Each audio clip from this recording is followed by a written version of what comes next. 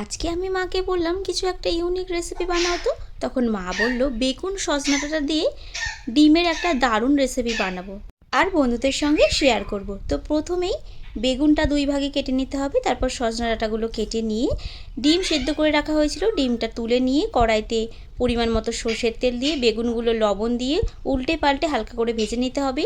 ডিমের মধ্যে লবণ হলুদ গুঁড়ো কাশ্মীরি লঙ্কার গুঁড়ো মাখিয়ে রেখে দিতে হবে। তারপর বেগুনটা উল্টে পাল্টে গোটা জিরে কাঁচা লঙ্কা আদা রসুন শিলে বেটে নিতে হবে। তোমরা চাইলে মিক্সিতেও বাটতে পারো।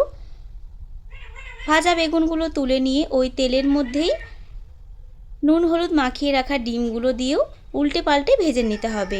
তারপর ওই তেলের মধ্যে সজনা ডাঁটাগুলো দিয়েও ভেজে তুলে নিতে হবে। দিয়ে দিতে হবে পেঁয়াজ কুচি, পেঁয়াজটা ভাজা ভাজা করে দিয়ে দিতে হবে টমেটো কুচি, পরিমাণ মতো লবণ হলুদ গুঁড়ো কাশ্মীরি লঙ্কার গুঁড়ো গোলমরিচ গুঁড়ো। মশলাটা একটু নাড়াচাড়া করে বেটে রাখা মশলা দিয়ে আরও কিছুক্ষণ সময় ধরে ভেজে নিতে হবে যাতে মশলার কাঁচা গন্ধটা না থাকে। মশলাটা কষানো হয়ে গেলে ভাজা ডাঁটা দিয়ে কিছুক্ষণ সময় ধরে নাড়াচাড়া করে ভেজে রাখা ডিম দিয়ে আর বাটি ধোয়া অল্প একটু জল দিয়ে মশলাটাকে খুব ভালোভাবে ঢাকা চাপা দিয়ে কষাতে হবে।